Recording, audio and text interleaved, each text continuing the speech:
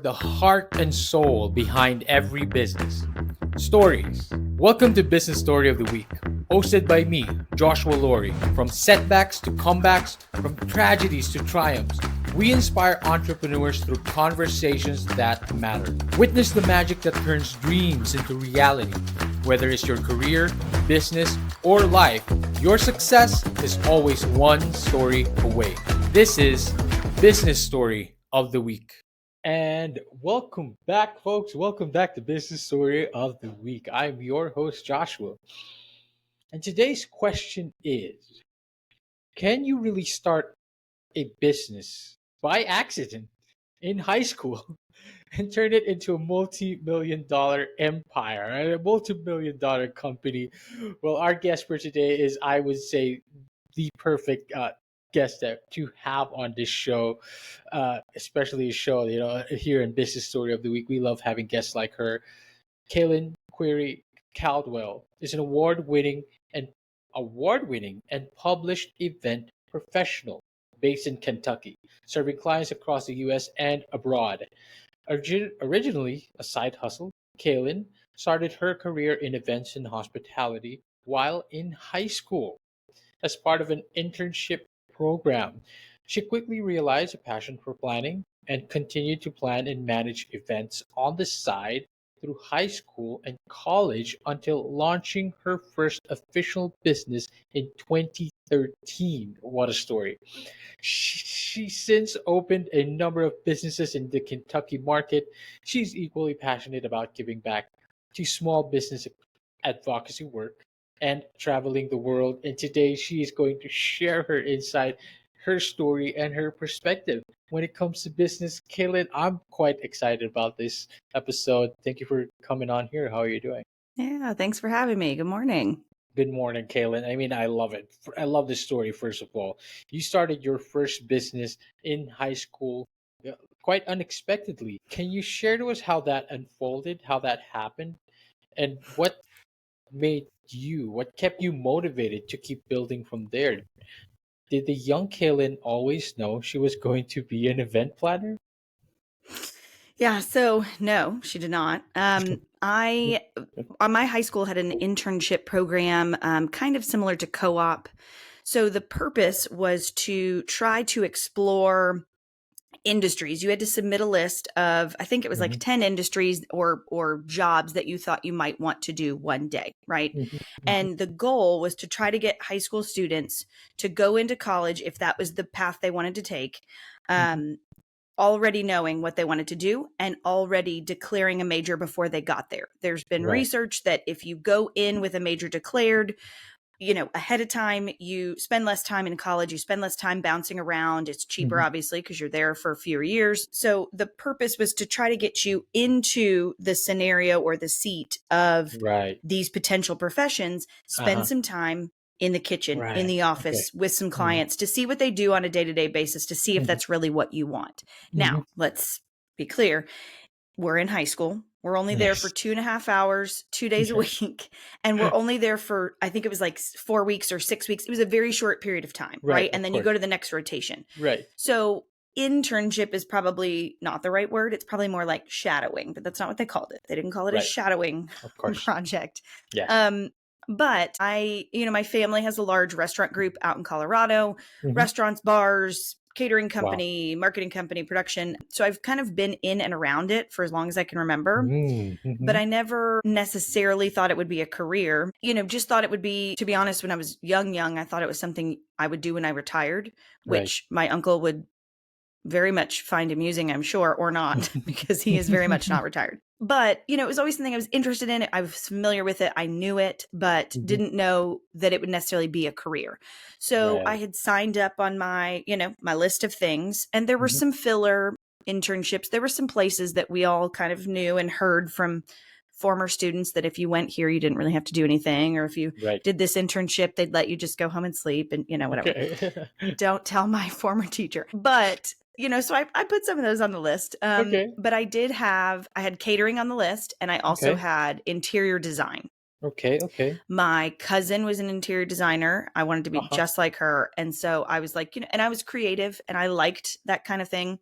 Of So course. that's what I thought I wanted to do in high school. And so I went to this internship. My mom dropped me off. I stood in the parking lot for an hour and a half waiting on the woman to show up. Oh, And when she finally did show, she made it very clear that this whoa. was a hassle for her to have to deal with, that she didn't want to deal with it. No, She didn't no, want to have me there. Yeah. no. So as a high schooler who at that time was very shy, believe it or not, I was mortified. And I was like, what do I do? She said verbatim that she does not want me here. She wasn't the Oh owner. my She God. was an employee. She was told that we're going to have this intern. Still. Yeah, Oh, it was awful. And I mean, in her defense, we take those interns now, and it's a lot of work coming up with of things for them course. to do. They're under 18. Of There's course. not a lot of projects they can do. And then, of Of course, you course. really don't want to leave them alone with your clients because they don't work for your company and they probably really Exactly. don't have any experience in your Uh-huh. respective industry. Oh my They God. can't, you don't want them to run errands for you, right? And some of them Yes. can't drive or don't have cars. Oh my. Um, Oh so God. they're just kind of there watching you. And it is a lot of work coming up with things for them to do. But Yes. I was not going to go back. And, you Okay. kind of sign an agreement with the school that you're going to see each internship through. That's part of the Of course. deal to be able Yes. to have this class. Yes. Because it took up 2.5 periods worth of class time. So I went back to the teacher and I was like, listen, Coach Hammond, I will not be going back. There's no chance. I will sweep the parking lots here. I will clean the bathrooms. I'm not going back there. Oh wow. Okay. And so we talked through it, and I think he equally agreed, like, maybe we should take them off the list altogether. So they moved me to a catering company down the road Okay. that had done internship rounds before and did not have a Okay. placement that term.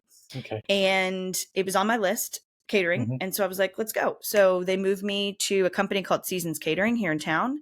Mm-hmm. I loved it. I went back for 2 more rotations, started Whoa. working for them part-time on the side, and then Wow. started doing events part-time on the side of that. Oh my. So it just kind of built from there. I never really realized it was a company until I started Right. actually forming the Right. official company. And then I Okay. was like, wait a second, I've kind of been doing this forever. And, Exactly. I probably only did 10 events a year. It was Mm-hmm. mostly my parents' friends or their clients. It was holiday Oh, parties and interesting. employee stuff and Of course. small events. The largest event I did was a Mother's Day brunch for our Mm-hmm. church that we went to as kids. It was about 450 people. Wow. I loved it. Loved it. What? Okay. Hired my coworkers from the catering company to come and help me prep and serve and do. And it was, Okay. I mean, I was hooked from there. So, That's it. but I was in Wow. school, right? And Right. then I went to Exactly. college. And so you couldn't do it full time. So just kind of did Mm-hmm. it on the side. And then it just Mm-hmm. kind of grew from there. People kept telling other people. There was no website, no business name, Mm-hmm. no phone number. I was flying under the radar because I had not made enough that Fascinating. in Kentucky, under a certain threshold at a certain age, you can file exempt status on taxes. Right. So I Right. hadn't reached that threshold. We weren't worried about that. And it was great. Life was great. Wow, it's fascinating because it almost felt like it was unexpected, felt like an accident, Yeah. but you found out that Yeah. you actually loved it. I was going to ask the Yeah. pivotal moment, and the pivotal moment was a Mother's Day brunch. It's funny because it grew as if it grew to a point of through just word of mouth, right? Yeah. Just Oh, yeah. Completely.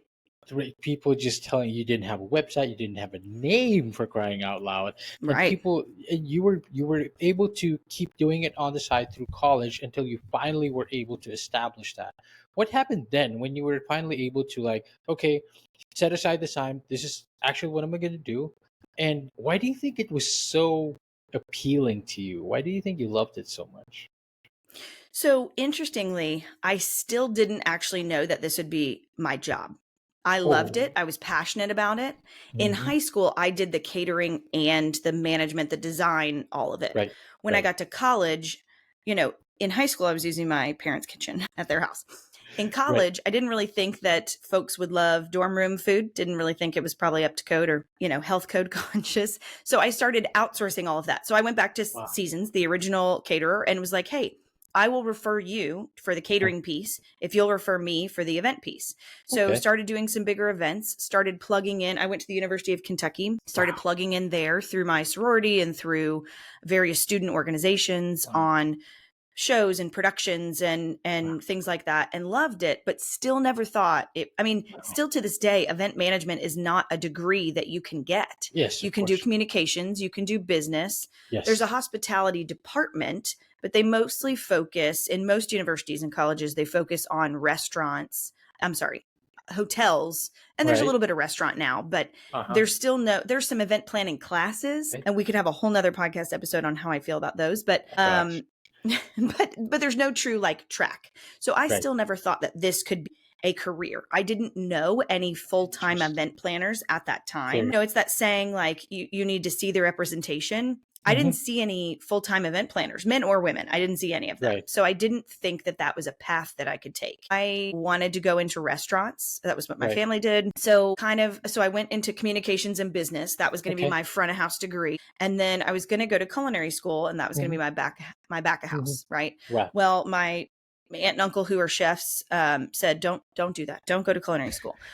Just learn. School of hard knocks, Yes. right? Go work in kitchens. We'll set you up across the country. Just go That's what's work up. and get on the ground, boots on the ground Yes. experience. Yes. Yes. Which, you know, they've done it. And so I was Of like, course. great, I'll do that. Well, I graduated college in 2010. So the economy was not ideal for any of that. And I was managing a restaurant at the time. So I was managing a restaurant early in college. One of Wow. the Okay. owners there owned another concept, or was a part owner.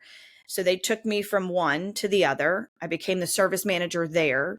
Right. And then after college, you know, that was my full-time job. And it was a full-time salary, great job. Right. Right. Wanted to open a restaurant.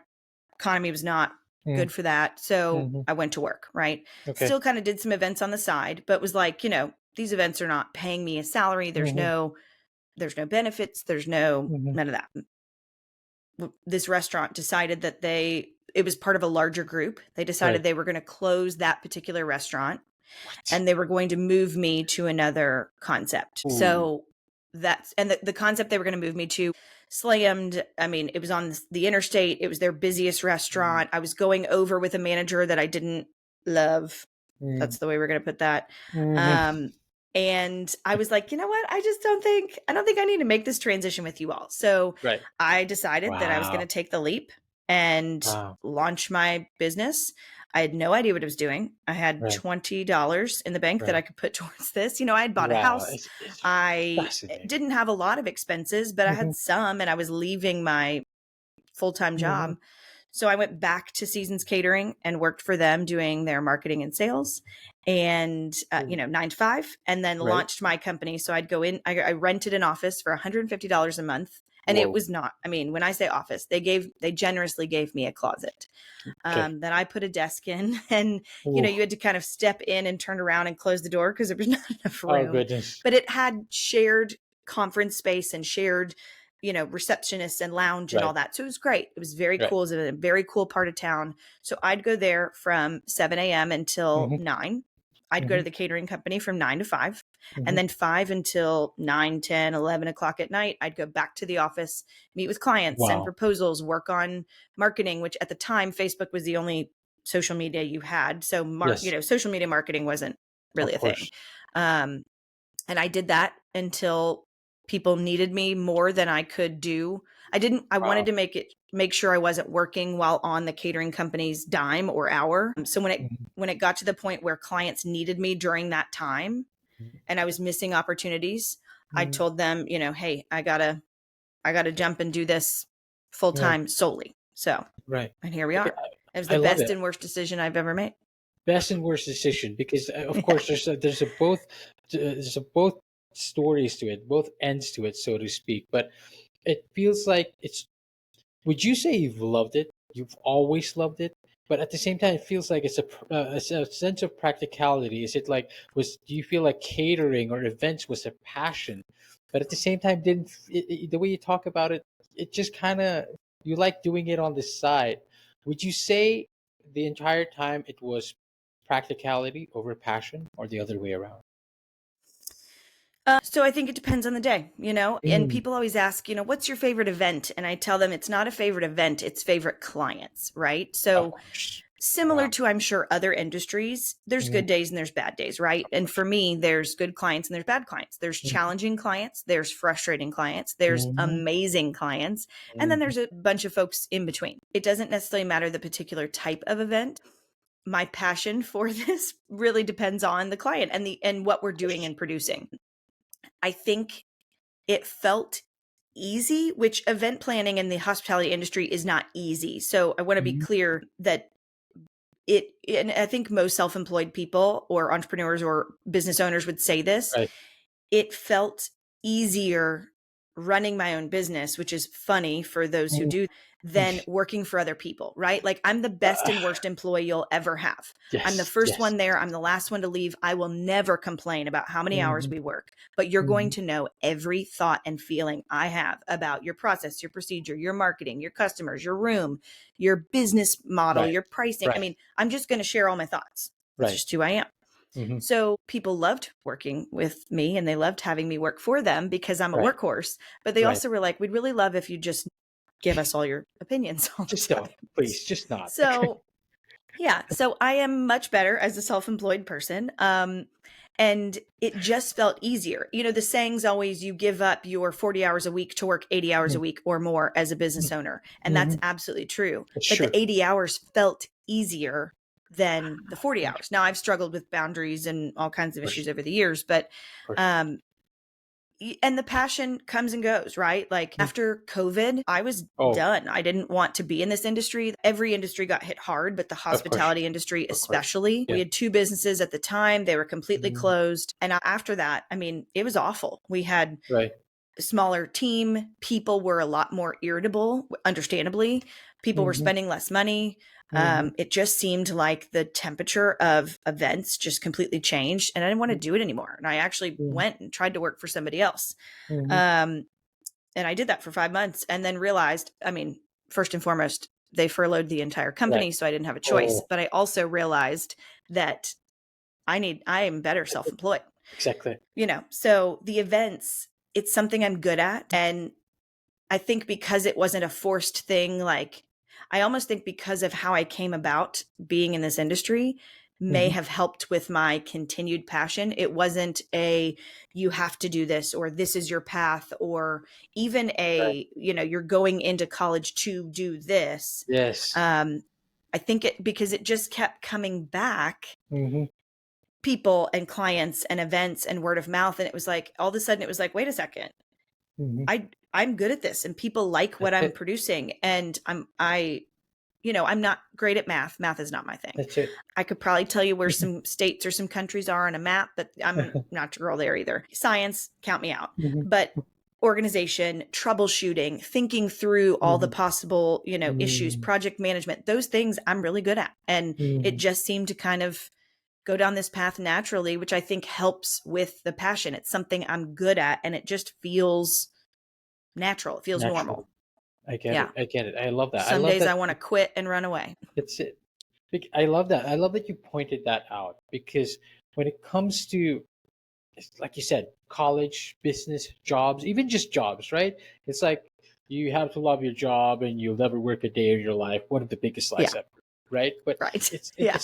it's almost the same with entrepreneurship as well. It's like this flowered up to this kind of like own your time. You'll never work for anybody else. You'll be your own boss. It's romanticized, so to speak.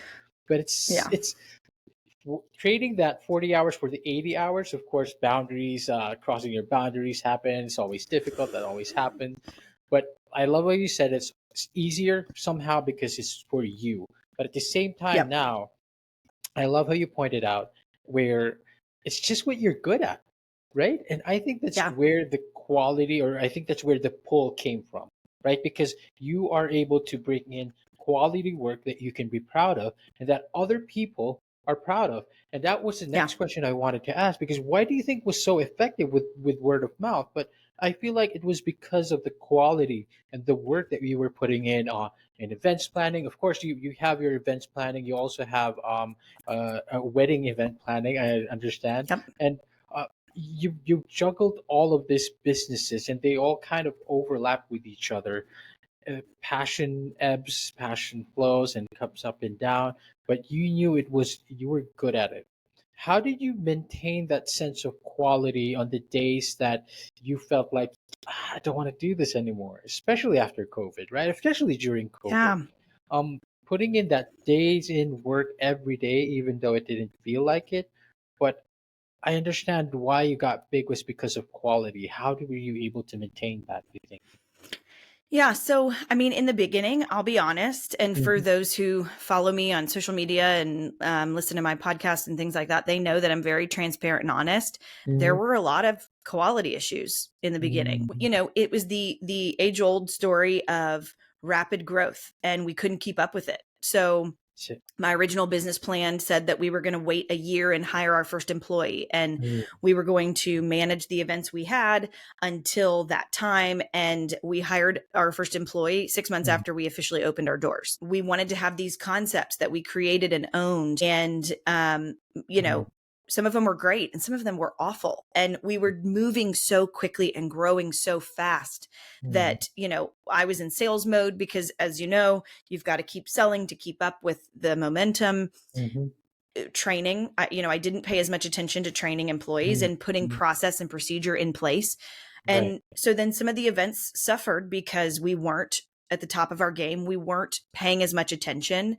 Yes, sir. And you know, we had to have some hard conversations with ourselves, with our team, with our Mm-hmm. clients, to say, like, this isn't working. And you know, I've always been very kind of, although my dad would probably disagree, I've always been very upfront about, like, hey, we made a mistake. Like, this was us, you know. Yeah. And not all the mistakes were ours, but when we did truly make a mistake, we were the first ones to say, look, this was our fault. You know, I think day in and day out, for, you know, this is probably not the rainbows and sunshine version that anyone who wants to start a business wants to hear, but Of course. some days I didn't want to do it anymore. I wanted to close it down and walk Oh, away, but you can't, yeah. because there are employees depending on you. There are clients who have paid you money. And, Yes. you know, especially in the early days of the business, you don't have that money to give back, right? You're using it for Yes. operations.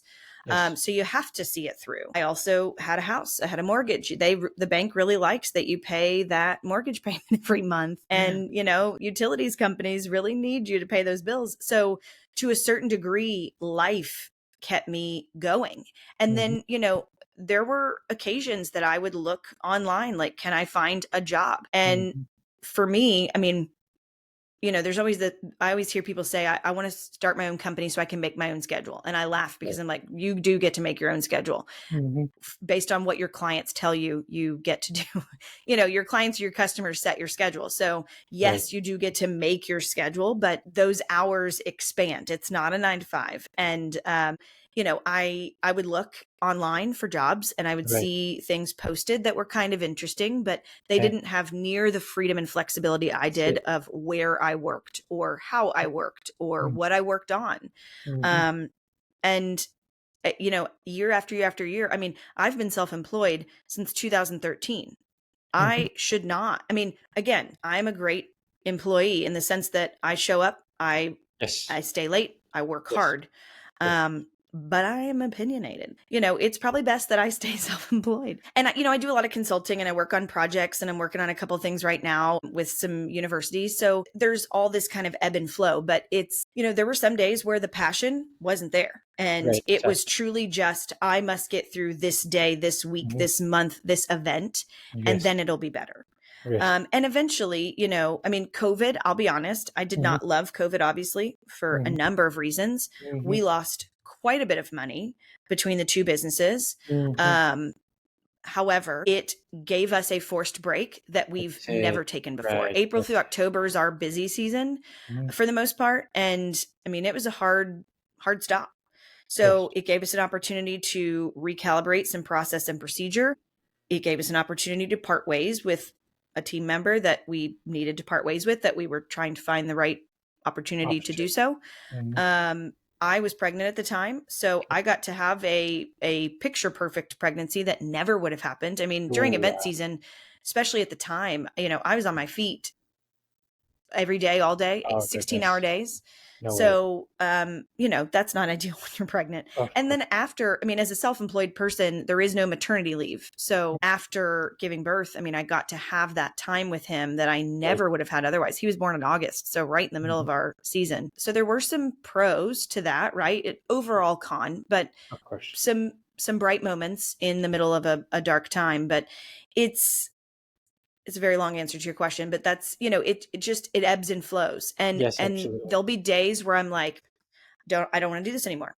I'm going Exactly. to find something else. And then we get the call about a really cool event or a really cool Ooh, that's client. it. And That's I'm it. like, okay, wait a second. We're going to give it Mhm. a little bit more time. Let's just see what that looks Yeah, like. exactly. Um, I'm we work feeling it with a lot again. of nonprofits, and we Uh-huh. have over the years. And I think Mm. that helped in the beginning too, Wow. spread the word Okay. about who we are and what we do. But I Okay. also Okay. was really excited and passionate about the impact we were making on these Uh-huh. nonprofits and Uh-huh. their mission and their fundraising. That's it. So I think finding bright spots throughout the process of like a really cool event, a really cool client, a really That's it. impactful group or project. And then the rest of the days I'm like, this is dumb and I want to go do something else. That's it. And so I have a Exactly. glass of wine or I take a nap Hey. and then we start over. And those moments are even more rewarding, and they're twice as more. It feels more, meaningful because of the work that you put in, and the constant consistency that you're putting in. And if that isn't the story of being an entrepreneur, it's just like it's difficult, but you need to put the work in. It's not happy Right. today, but you need to put the work in, especially COVID now, because nobody was friends with COVID as an entrepreneur, but it was Right. a forced break, like you mentioned. Yeah. And I understand, again, you've had multiple businesses as well. You've opened, you've closed, and you filed for bankruptcy with some of them. What were some Yeah. lessons that you learned from this, as an entrepreneur? And why did even going through that? Why with what were you going through and the the the, the, the ugly parts of being an Yeah. entrepreneur, being a business person? Why do you continue to advocate for small businesses? Yeah. So, I mean, that's the ugly truth of starting a small business, right? Not all of them make it. Most fail after the first year. Mhm, And then there's a large percentage that fail between year 3 and 5. mhm. And then there's still a large percentage that fail year 10 to 20. So Yeah. it's hard. And I think that's a misconception with people coming in. We've had more successful businesses or I have had more successful businesses than not. We've only filed bankruptcy for one. Mhm. And there were a lot of lessons learned. And I mean, a lot of lessons come with filing bankruptcy, right? Yes. Um, we had made a partnership agreement with two people that I did not fully vet. I was Mhm, moving quickly. I was trying to solve a problem. We were short on an event, cash flow wise, post mhm, festival. And these mhm. two guys came on to cover that loss Whoa. and help scale and elevate the festival. Mhm. And I didn't fully vet it. I didn't fully vet them, fully explore the operating agreement. I mean, I had an attorney review it, but we didn't like deep dive. And I did not fully see all the loopholes and the ramifications of what I was doing. Wow. And I was just trying to solve a quick problem. And I Yes. did solve that problem and then Okay. created about 100 more problems. So, they helped us expand the festival. And, long story short, they promised and put money into an account to use for this expanded Mhm. budget that they had given us and then took it back after the event was Wow. over, Okay. knowing full well that the festival was not going to, which festivals take years Of to course. break even or turn a profit. Yes. So we had a kind of 3-year plan on how we were going to grow that and knew that was a very likely chance that we wouldn't break even. They knew it in advance. They Mhm. agreed to it. They agreed to fund it. And then post event took it and Oh actually no.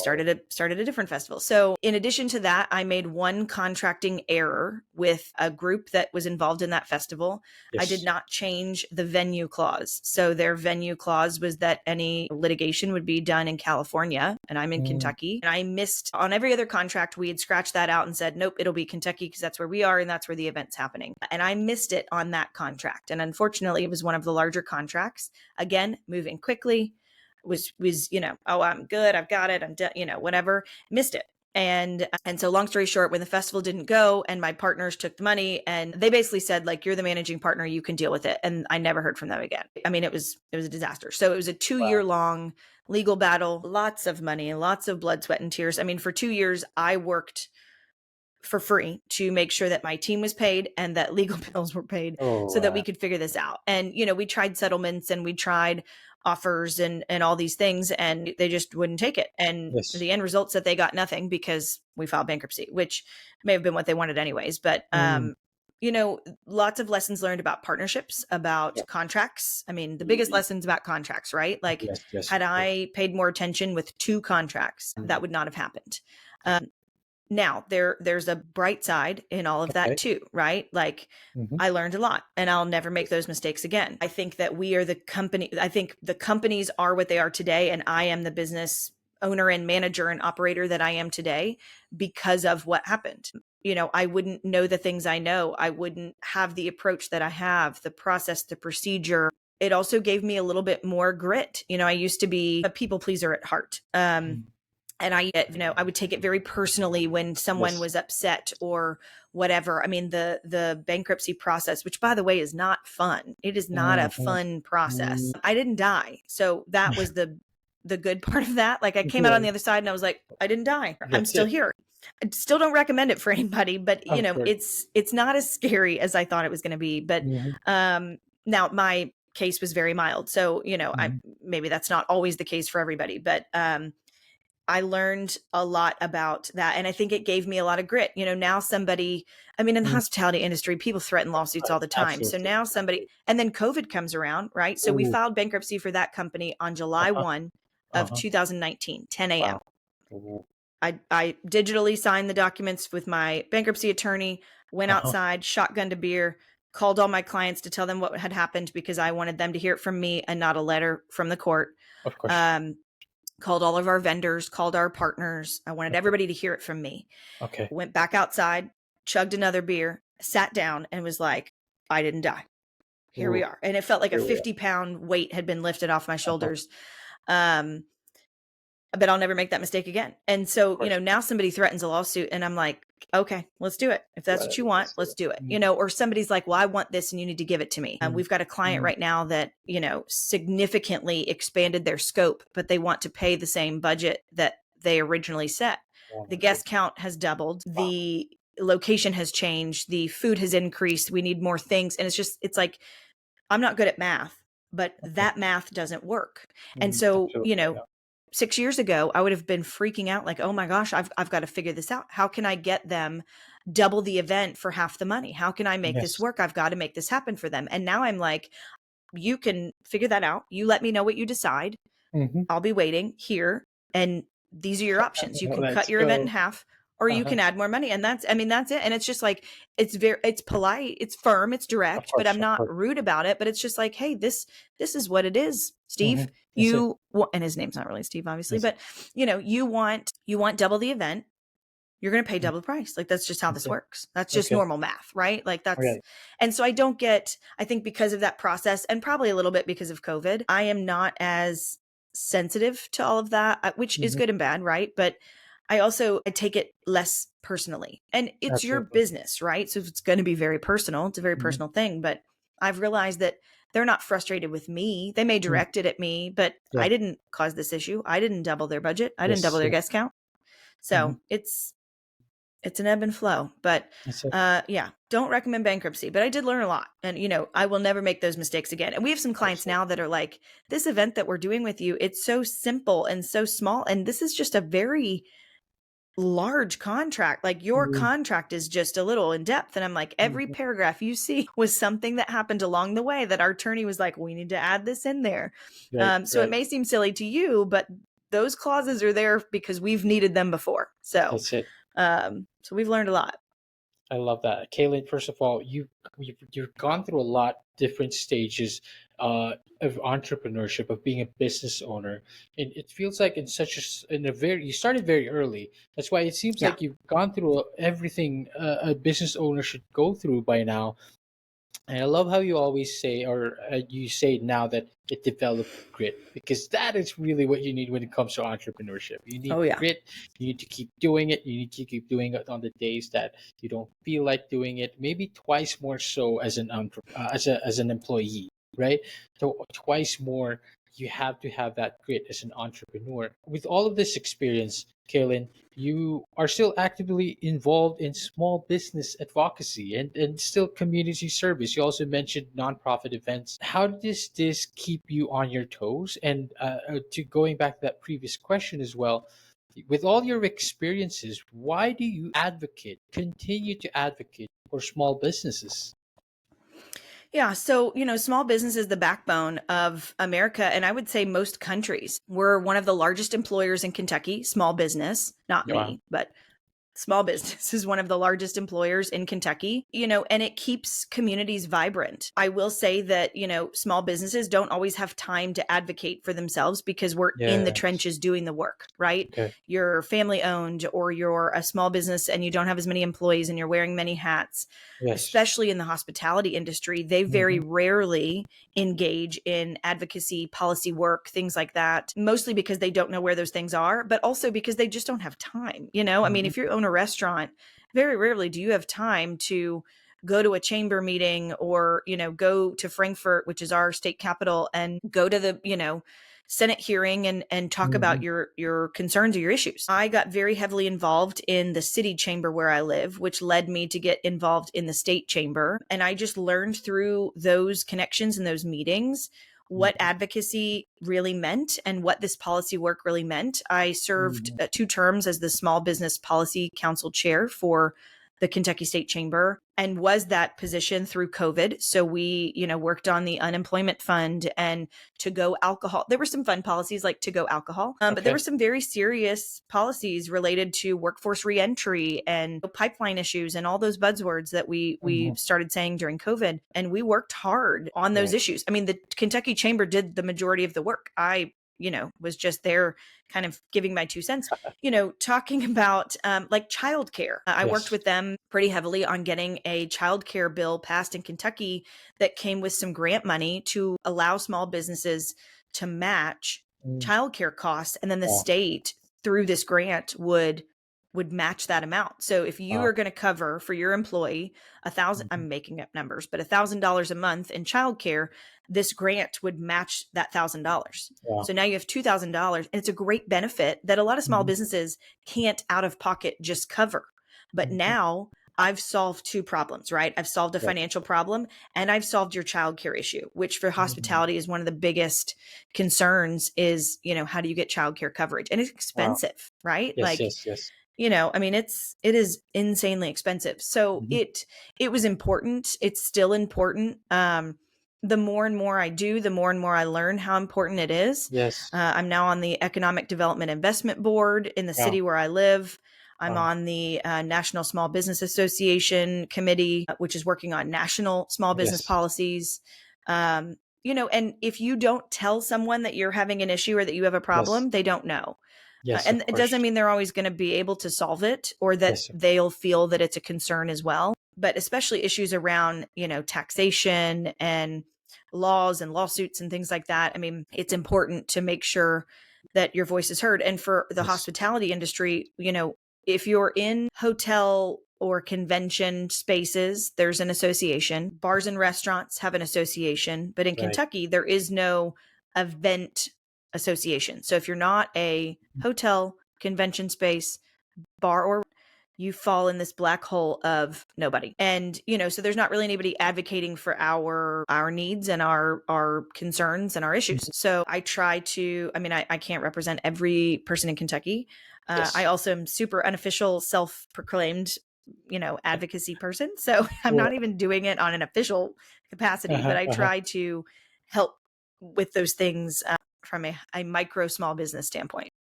Of course, I mean, you are fighting for the little guys. You are fighting for the small businesses out there. Your podcast is called Big Business, Big Ideas, Small Business, and of Yeah. course, I invite our audience listeners to check that out. The you are also involved in a number of businesses right now. Currently, Yeah. Kaelyn, you are Kentucky Event dot. Uh, myweddingplanner.com, and of course you want to learn more about Kaelyn herself, the website is Kaelyn Query Com. Kaelyn, is there anything Yes. else you would like to? Is there anything I missed on there? We'd love to connect with you. Where can we find you? Are you on any socials? Are you on LinkedIn? Let Oh, us know. yes.